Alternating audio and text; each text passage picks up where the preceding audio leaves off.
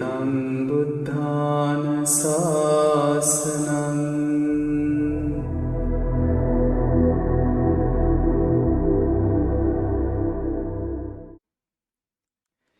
සමන්ත චක්කවාලේසු අත්‍රා ගච්ඡන්තු දේවතා සද්දම්මං මුනි රාජස් සුනන්තු සග්ග මොක්ඛදං ධම්මස්සවන කාලෝ අයං බදන්තා ධම්මස්සවන කාලෝ අයං බදන්තා ධම්මස්සවන කාලෝ අයං බදන්තා නමෝ තස්ස භගවතු අරහතෝ සම්මා සම්බුද්දස්ස නමෝ තස්ස භගවතු අරහතෝ සම්මා සම්බුද්දස්ස නමෝ තස්ස භගවතු අරහතෝ සම්මා සම්බුද්දස්ස. අතිගෞරවාර මහා සංඝරත්නයන් අවසරයි. ශ්‍රද්ධා බුද්ධ සම්පන්න පින්වතුනි පින්වතියනි, ඒතම් බුද්ධානුශාසනං ධර්ම සාකච්ඡා මාලාවේ පංචස්කන්ධය කියන කොටසෙහි රූපස්කන්ධය අපි විග්‍රහ කරගෙන යන අතරතුර එහි තුන්වෙනි දිගහැරුම තමයි අපි මෙහිදී සාකච්ඡා කරන්නට යොදාගන්නේ. ඉතින් ඔබට මතක ඇති අපි මූලික වශයෙන් රූප කියන්නේ මොකක්ද? රූපයට හේතුව මොකක්ද? රූපේ නිරෝධ කරන්නේ කොහොමද? ඒ රූපේ නිරෝධ කරන මාර්ගය මොකක්ද කියන කාරණාව තුල රූපේ යන්න කුමක්ද කියන කාරණය අපි විග්‍රහ කරගත්තා. එෙහිදී රූපේ කියන්නේ සනිදස්සන සප්පටික පමණක් නොවේ. ඒ වගේම අනිදස්සන සප්පටිගත් අනිදස්සන අප්පටික කොටසකනුත් ඒ රූපේ අඩංගු බව පළවෙනි කොටසේ අපි විග්‍රහ කරා. එහි ඔබට අදහස වැටහෙන්නේ නැත්නම් ඔබට පළවෙනි කොටස නැවත ශ්‍රවණය කිරීමේ හැකියාව තියෙනවා. ඒ වගේම ඒ රූපය වර්ණයේ පමණක් නොවේ කියන කාරණේ උඩ අපි පෙන්නවා ඒක කොහොමද චිත්ත චෛතසික රූප නිබ්බාන ඔස්සේ අපි ලෝකේ විස්තර කරන ගමන් එහි රූප කොටස මොකක්ද? ඒ වගේම විඥාන සංඛාර සංඥා වේදනා රූප කියන ආකාරයේ පංචස්කන්ධේ රූප කොටස මොකක්ද? ඒ වගේම නාම රූප කියන ආකාරයෙන් එහි තියෙන රූප කොටස මොකක්ද? සහ ධාතු 18ක් විදියට අරගෙන අපි එහි තියෙන රූප කොටස කුමක්ද කියන කාරණේ විග්‍රහ කරගත්තා. ඔබට බලන්න පුළුවන් නැවත වතාවක් එය පොඩ්ඩක් අපි මතක් කරගන්න. මේ තියෙන්නේ ධාතු 18ක් විදිහට අපි රූප කොටස විස්තර කරගත්ත විදිහ. දැන් මෙහි තියෙන රූප කොටස ඔබට මතකයි විඥාන කියලා විඥාන 6ක් තියෙනවා. ඒ වගේම සංකාර සංඥා වේදනා කියන නාම ස්කන්ධය අපි ධම්මවල විග්‍රහ කරා. ඒ වගේම ඉතුරු තියෙන සියලුම කොටස් රූපේ විදිහට අපි කොළපැහැයින් ඒක වෙන් කරලා පෙන්නුවා. එතකොට මෙන්න මේ තියෙන රූප කොටස අපිට තව දුරටත් මේ තියෙන තව අපි ගැඹුරට පොඩ්ඩක් මේ රූප කොටස විග්‍රහ කරගන්නට උත්සාහ කරමු. මේ රූප කොටස ඇත්තටම රූප 28කින් යුක්ත වෙනවා. මේක අභිධර්මයේ බොහොම සඳහන් වෙන කාරණයක්. මේ රූප කොටස මූලික වශයෙන් කොටස් දෙකකට යෙදෙනවා. එකක් තමයි නිෂ්පන්න රූප. නිෂ්පන්න රූප. මේ නිෂ්පන්න රූප ඇත්තටම 18ක් තියෙනවා. ඒ වගේම තවත් තියෙනවා අනිෂ්පන්න රූප. කොට මේවට අපි බිය විය යුතු නැහැ. මේ නිෂ්පන්න රූප සහ අනිෂ්පන්න රූප 28න් 18ක් ගියාම ඉතුරු 10යි. එතකොට නිෂ්පන්න රූප 18කුත් අනිෂ්පන්න රූප 10කුත් ආකාරයෙන් මේ රූප 28 තමයි මේ රූපස්කන්ධයේ විදියට තව දුරටත් අපිට තව ගැඹුරට යන්න විස්තර කරන්න පුළුවන්. දැන් මේ නිෂ්පන්න රූප 18 විදිහටත් අනිෂ්පන්න රූප 10 විදිහටත් රූප 28න් විග්‍රහ කරන්නේ මෙහි තිබෙන ධාතු 18 මේ කොළ පැහැයෙන් පෙන්වන එනම් චක්කු ප්‍රසාද රූප, සෝත ප්‍රසාද රූප, ගාන ප්‍රසාද රූප, ජීවා ප්‍රසාද රූප, කාය ප්‍රසාද රූප, වස්තු ප්‍රසාද රූප සහ වර්ණ, ශබ්ද, ගන්ධ, රස, පඨවි තේජෝ වායෝ සහ ධම්මායතන පරියාපන්න රූපේ කියන කොටසේ තියෙන ටිකම තමයි මේ විදිහට දෙකට කඩලා නිෂ්පන්න රූප 18ක් සහ අනිෂ්පන්න රූප 10ක් විදිහට විග්‍රහ කරන්නේ. ඒක නිසා මෙහි බියවිය යුතු වන්නේ නැහැ. ඔබට මේක සාමාන්‍ය කාරණයක් විදිහට තෝරගත්තාම අපිට අවසානයේ මේකේ තියෙන අලංකෘත භාවය මනාවට විග්‍රහ කරලා පෙන්වන්න පුළුවන් හැකියාව ලැබෙනවා. එතකොට මෙන්න මේකෙනුත් මම මූලික වශයෙන් ගන්නම් මෙන්න මේ නිෂ්පන්න රූප කියන 18 ඉස්සෙල්ලාම මේ නිෂ්පන්නයි කියන තැන ඔබට බොහොම පැහැදිලි නේද? යම් නිෂ්පාදිතයි වගේ අදහසක් තියෙනවා මේකේ. මේක නිර්මාණය වෙලා තියෙනවා වගේ අදහසක් ඔබට මෙහි අන්තර්ගත වෙලා තියෙනවා. එතකොට ඒක ඔස්සේ අපිට පුළුවන්කම ලැබෙනවා මොනවද මේ නිෂ්පන්න රූප කියන කොටස අපි තෝරා බේරා ගන්න. එතකොට මේ යම් කිසි දෙයක් නිෂ්පාදනය වෙලා තියෙනවා. හැබැයි අනිෂ්පන්න කියන රූපය ඇතුලේ ඒ නිෂ්පාදනය වෙලා නැහැ. හැබැයි මේ මොහොතේ නිෂ්පාදනය වෙනවා වගේ අදහසක් අපිට දැනට ඕලාරික මට්ටමින් දල වශයෙන් ගන්න පුළුවන්. හැබැයි අපි තවදුරටත් ඒක හොඳට විග්‍රහ කරලා ගන්න ඕන. ඒක තවදුරටත් කොහොමද ඒ කොටස සිද්ධ වෙන්නේ කියලා. එතකොට මෙතනින් අපි මුලින්ම තෝරගන්න ඕන නිෂ්පන්න රූප කියන්නේ මොනවද කියලා. එතකොට පෙර කිව්ව පරිදි රූප 28න් අපි පළවෙනි 18 විදිහට මේ නිෂ්පන්න රූප තමයි අපි විග්‍රහ කරගන්නේ. නිෂ්පන්න රූප 18ක් තියෙනවා. මොනවද මේ නිෂ්පන්න රූප කියන කාරණේ අපි තෝරගමු.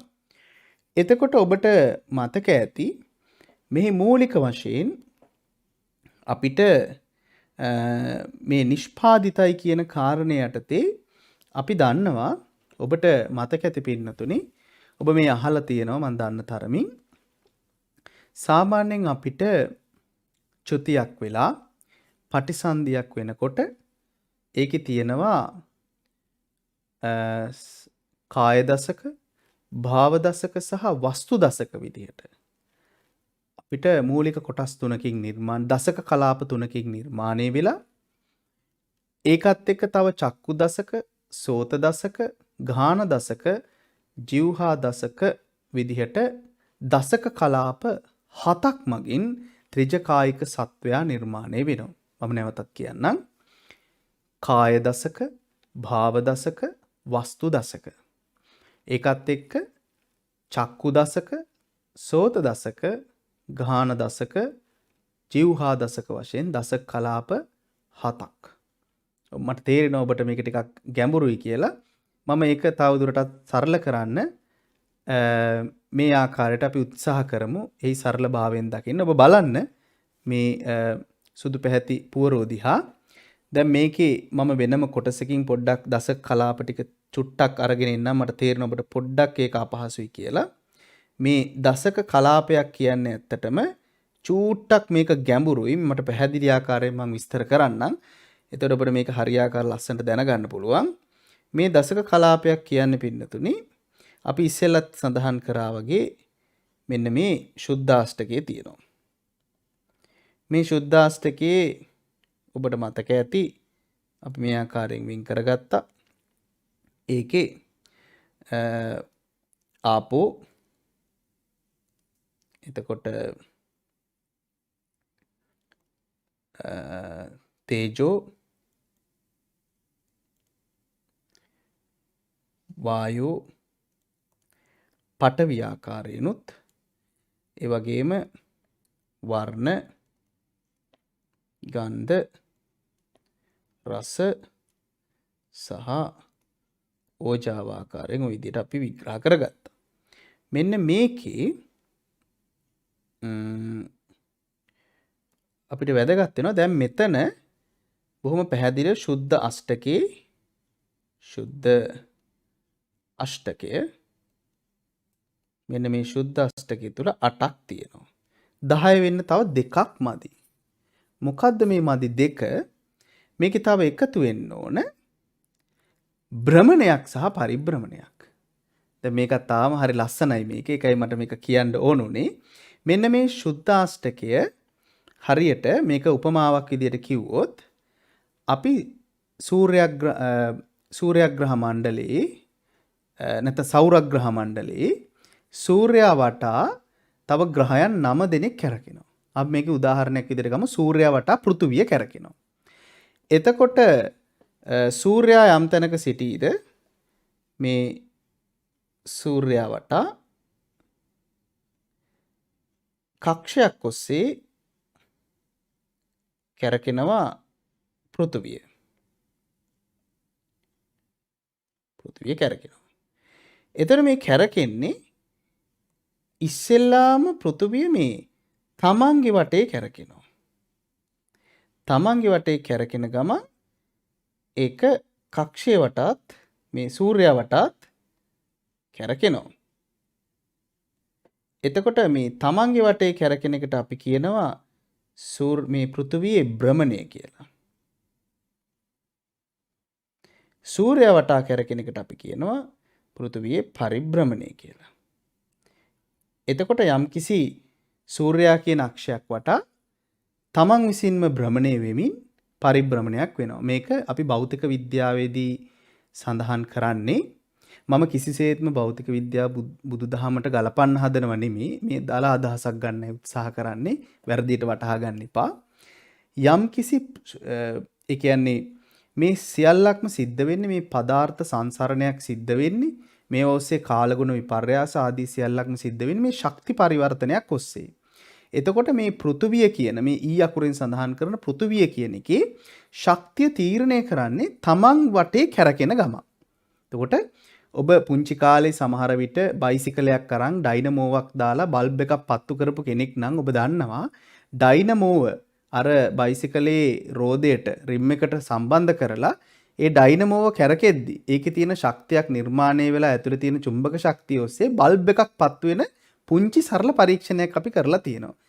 ඒකේ ආකෘතියක්මයි මෙතන තියෙන්නේ. ඇයි මං එහෙම කියන්නේ?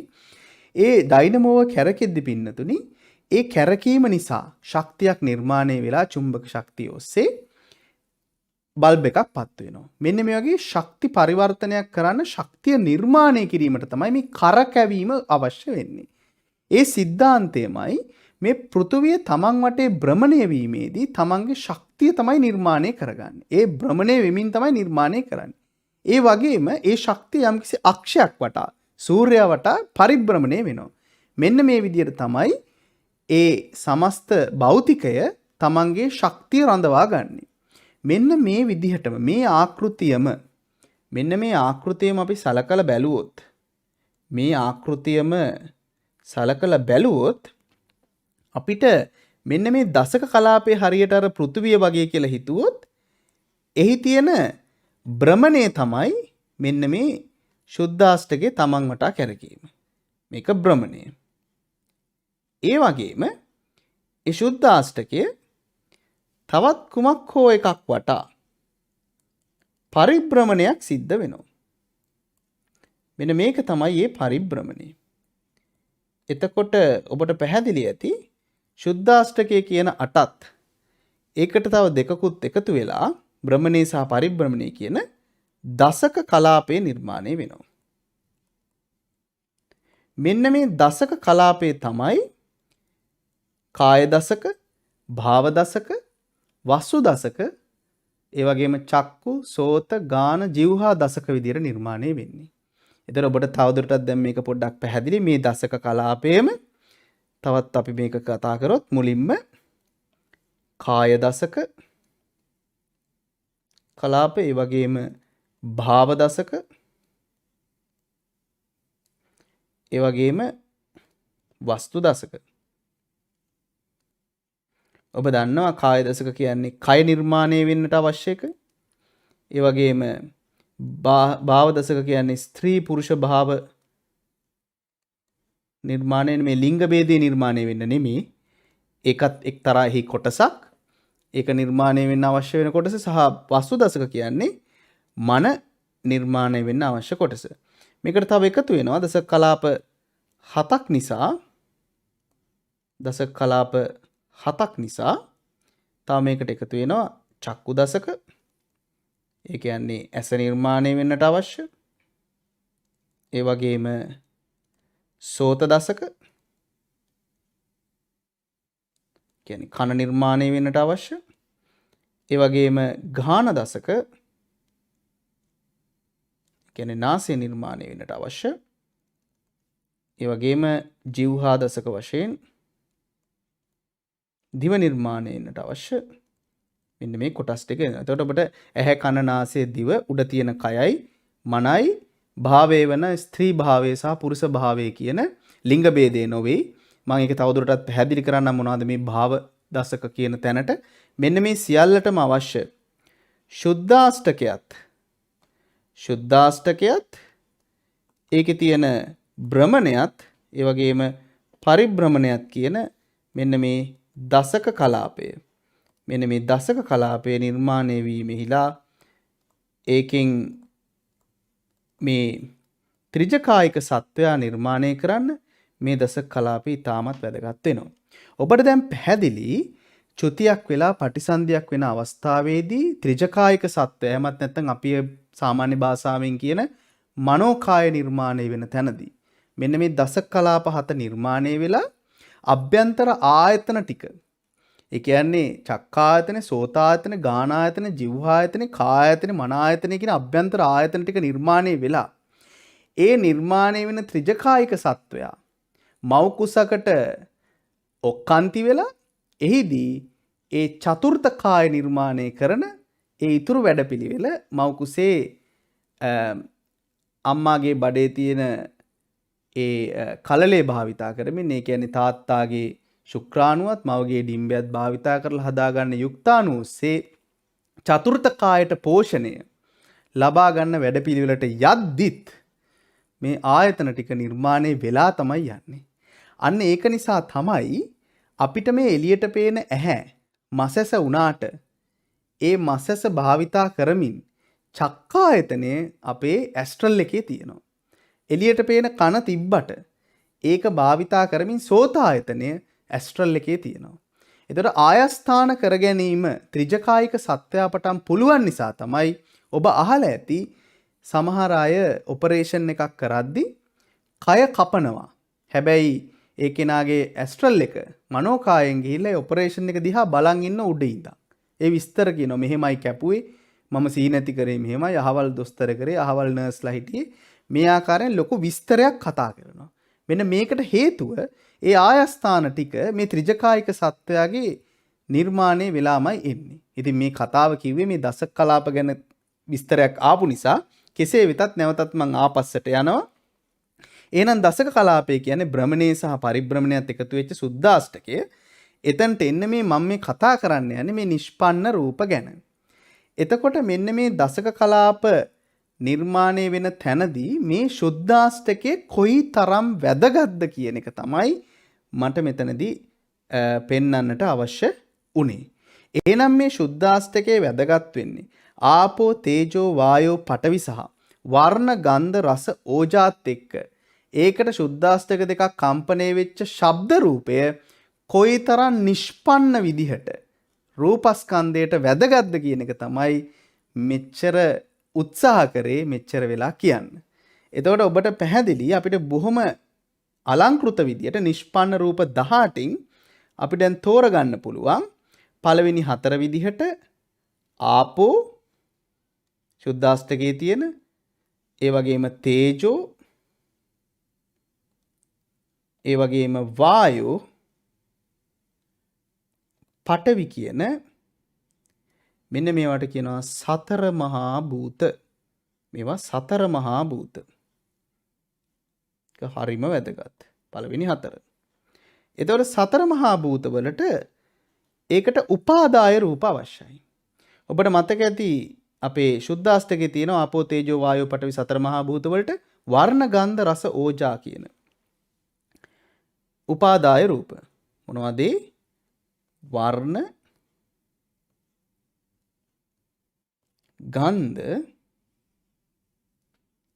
ඒ වගේම රස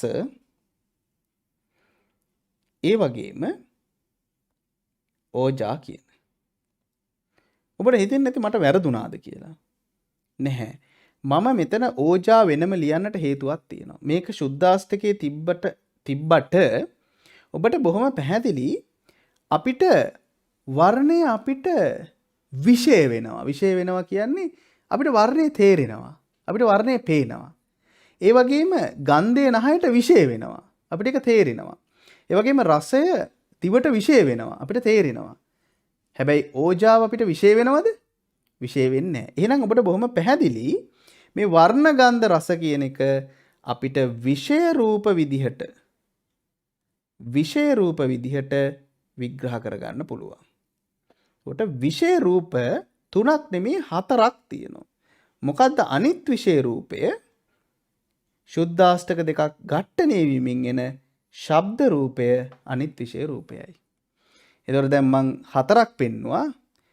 පළවෙනි 4 සතර මහා භූත ආපෝ තේජෝ වායෝ පඨවි. ඒක සුද්දාෂ්ටකයේ තියෙනවා. ඒ වගේම විෂය වෙන වර්ණ ගන්ධ රස සහ ශබ්ද රූප තියෙනවා. එතකොට ඕජාව කියන්නේ නම් කුමක්ද? වෙන කවරක්වත් නෙමේ. ඒක ආහාර රූපේ නැත්තම් මෙන්න මේ ශක්තිය දෙනවා කිව්වොත් නිවැරදි. ශක්තිය දෙන රූප එකක් තියෙනවා. ඒක තමයි මේ ඕජාව නැත්තම් ආහාර රූපය කියන්නේ. එතකොට දැන් අපි දැනට නිෂ්පන්න රූප වලින් 18න් 9ක් අපි විස්තර කරගත්තා. මේ විස්තරයත් එක්ක මේ වැඩපිළිවෙලට යම්කිසි ශක්තියක් අවශ්‍යයි. ඒක තමයි මේ ආහාර රූපයෙන් දෙන්නේ. හැබැයි මේ ශක්තිය තිබ්බට මේ නිෂ්පන්න රූපවල තියෙනවා ජීවිතය දෙන. ඒ කියන්නේ ඒකට අවශ්‍ය ජීව කාලය ආයුෂය තීරණය වෙන රූප කොටසක් තියෙනවා. ඒ රූප කොටස තමයි මේකට තියෙන ජීවිතය දෙන රූපය. ජීවිතය දෙන රූප කොටස ඒක එකයි තියෙන්නේ. ඒ වෙන කවරක්වත් නෙමේ ජීවිත රූපය.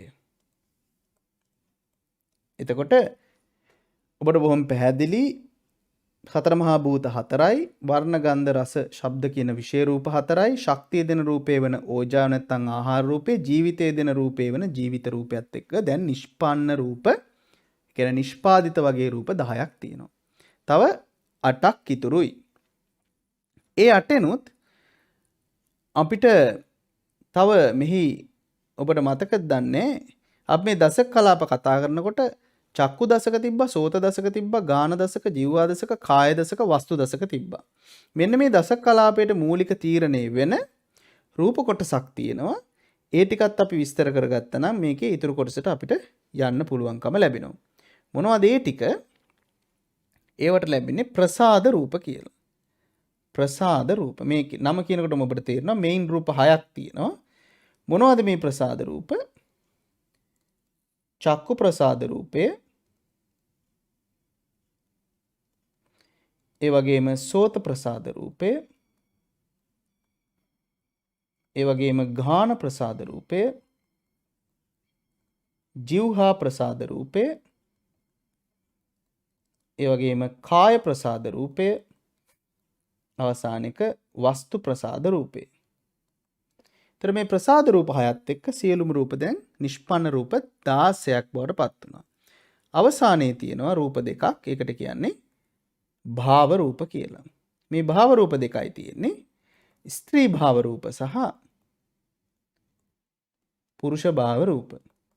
මම මේවා විග්‍රහ කරන්නම් පසුව දැනට අපිට අවශ්‍ය වෙනවා මේ ටික සියල්ල දැනගන්න. එතකොට නිෂ්පන්න රූප විදිහට සතර මහා භූත වෙන ආපෝ තේජෝ වායෝ පඨවි විෂය රූප වන වර්ණ ගන්ධ රස ශබ්ද ඒ වගේම ශක්තිය දෙන රූපයේ විදිහට ඕජා රූපේ ආහාර රූපේ ජීවිතය දෙන රූපයේ විදිහට ජීවිත රූපේ ඒ වගේම ප්‍රසාද රූපේ චක්ක ප්‍රසාද ගාන ප්‍රසාද ජීවා ප්‍රසාද කාය ප්‍රසාද වස්තු ප්‍රසාද සෝත ප්‍රසාද ඒ වගේම භාව රූපයේදී ස්ත්‍රී භාව රූප පුරුෂ භාව රූප.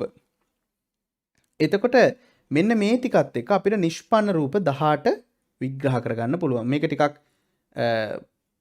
ටිකක් කලබලයි නිසා මම ඒක වෙනම තැනක පොඩ්ඩක් ඔබට පෙන්වන්නම්.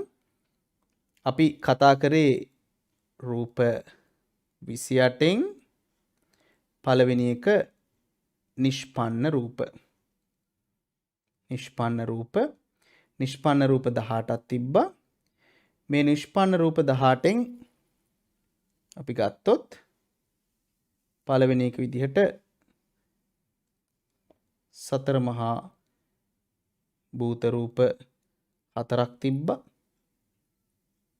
ඊළඟට අපිට තිබ්බා විෂය රූප 4ක්. ඊළඟට අපිට තිබ්බා ශක්තිය දෙන රූප 1ක්. ඊළඟට අපි තිබ්බා ජීවිතය දෙන රූප 1ක්. ඊළඟට අපිට තිබ්බා ප්‍රසාද රූප 6ක්. ඊළඟට අපි තිබ්බා භාව රූප 2ක්. සතර මහා භූත 4යි, විෂය රූප 4යි, ශක්තිය දෙන රූප 1යි, ජීවිතය දෙන රූප 1යි, ප්‍රසාද රූප 6යි, භාව රූප 2යි. මොනවද සතර මහා භූත? ආපෝ, තේජෝ, වායෝ, පඨවි. මොනවද විෂය රූප? වර්ණ, ගන්ධ, රස, මෙතන ශබ්ද රූපේ. මොනවද ශක්තිය දෙන රූපේ විදිහට? ඕජා රූපය. ජීවිතය දෙන රූපේ විදිහට ජීවිත රූපය. ප්‍රසාද රූප විදිහට චක්කු ප්‍රසාද, සෝත ප්‍රසාද, ගාහන ප්‍රසාද, ජීවහා ප්‍රසාද, කාය ප්‍රසාද, වස්තු ප්‍රසාද. භාව රූප විදිහට ස්ත්‍රී භාව රූප සහ පුරුෂ භාව රූප. ওই විදිහට ගත්තාම සමස්ත නිෂ්පන්න රූප 18ම මෙතන විග්‍රහ වෙනවා. මේකම තමයි මම මෙතනත් විග්‍රහ කරේ. එතකොට මේ සියල්ලටම මෙන්න මේ නිෂ්පාදිත ශුද්ධාෂ්ටකය සහ ඒකට උපාදාය රූප විදිහට මේ ආපු වර්ණ ගන්ධ රස ඕජාත් සමග භ්‍රමණේ පරිභ්‍රමණයත් සමගම නිර්මාණය වෙච්ච දසක කලාප වලින් ඔබට පැහැදිලි මේ කාය දසක, වස්තු දසක සහ චක්කුසෝත ගාන જીවහා දසක කලාප ටිකත් ආවහම ඒකේ ඉතුරු නිෂ්පන්න රූප ටික නිර්මාණය වෙනවා ප්‍රසාද රූප විදිහට. ඒ වගේම භාව රූපත් දසක කලාපෙදී නිර්මාණය ස්ත්‍රී පුරුෂ විදිහට භාව රූපත් නිර්මාණය වෙනවා. මේ සමස්තක ඇතුලේ ඔබට මේ දසක කලාප 7 ඇතුලේ සියලු නිෂ්පන්න රූප ටික විග්‍රහ කරගන්න පුළුවන්කම ලැබෙනවා. මම නැවතත් කිව්වොත් භාව දසකේ ස්ත්‍රී පුරුෂ විදිහට භාව රූප 2යි. මම ඒක ඕනනම් ඒක අවශ්‍යනම් පෙන්වන්න පුළුවන්. මේ නිෂ්පන්න රූප මෙතන විග්‍රහ වෙන ආකාරය භාව රූප විදිහට ස්ත්‍රී භාව රූප පුරුෂ භාව රූප 2යි. ඒ වගේම දසක කලාප විදිහට අනිත් කාය දසක, ඒ වගේම වස්තු දසක, චක්කු දසක, සෝත දසක, ගාහන දසක, જીවහා දසක විදිහට මෙතන ප්‍රසාද රූප මේ 6ත් එක්ක 6යි 8යි. ඒ සියලු 8ට එකතු වෙන සතර මහා භූත 4යි. සතර මහා භූත 4යි. ඒ වගේම ඊට එකතු වෙච්ච විෂය රූප 4යි. ස්ත්‍රී භාව රූප 2යි, සතර මහා භූත 4යි 6යි, ප්‍රසාද රූප 6යි 12යි, 12යි 4යි 16යි. තව කීයක් ඉතුරුද? දෙකක් ඉතුරුයි. ඒ දෙක මොකද්ද? එකක් ශක්තිය දෙන රූපය, ඒ කියන්නේ ඕජා රූපය. තව එකක් ඉතුරුයි. ඒ මොකද්ද? ජීවිත රූපය. එතකොට ඒකත් ආවම ජීවිත රූපයත් ආවම ඒතර ගාන්ට සමස්තය හැදෙනවා. හතර මහා භූත 4යි 2යි, භාව රූප 2යි 6යි, 6යි ප්‍රසාද රූප 6යි 12යි, විශේෂ රූප 4යි 16යි, ශක්තිය දෙන ඕජා රූපය 17යි, ජීවිත රූපය 18යි. ඔන්න ඒ විදිහට නිෂ්පන්න රූප 18 නිර්මාණය වෙනවා. එතකොට අපි මුලින් කතා කරපු මෙන්න මේ රූප 28න් නිෂ්පන්න රූප 18 අපි විග්‍රහ කරගත්තා.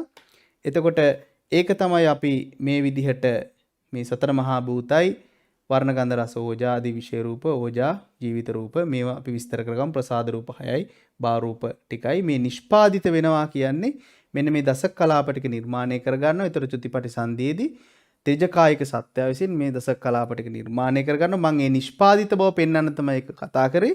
ඒ නිර්මාණය කර ගැනීම තමයි මේ කාය දසක, භාව දසක, වස්තු දසක, චක්කු දසක, සෝත දසක, ගාන දසක, ජීවා දසක වශයෙන් දසක කලාප විදිහට මේ නිර්මාණය පෙන්වුවේ. ඒ නිර්මාණය ඇතුලේ නිෂ්පන්න රූප 18 අපි විග්‍රහ කරගත්තා. එතකොට මෙන්න මේ 18 වූ නිෂ්පන්න රූප ටික අපි පෙර අවිද්‍යා පත්‍ය සංකාර විදිහට චුතියේ පටිසන්ධිය නිර්මාණය කරගන්න තැනදී එතන නිර්මාණය කරගෙන ත්‍රිජකායික සත්‍යය විදිහට නැත්තම් ගන්ධයේ එල්බගත්ත ගන්ධබ්බය විදිහට ඒ මව් කුසකට ඔක්කාන්ති වෙන තැනට දක්වා මේ කාරණාව විග්‍රහ වෙන නිසා තමයි මේ රූප කියන කොටස ඒ තරම් පුළුල් විෂය පරාසයක යන නිසා ටිකක් හෙමින් මේ කාරණේ කතා කරන්නත් ඕන නිසා මම කලබල කරන්නේ නැතුව මෙන්න මේ රූප 28න් අද දවසේ මෙන්න මේ නිෂ්පන්න රූප 18 පමණක් කතිකාව අවසන් කරලා අනිෂ්පන්න රූප 10 විග්‍රහ කරන බලාපොරොත්තු ඇතුව අද දවසේ මෙතනින් සමුගන්නවා. ඉතින් අපි අනිෂ්පන්න රූප 10ත් සමග ඊළඟ අතාවේදී මුණ ගැහෙමු. ඔබ සැමට තෙරුවන් සරණයි.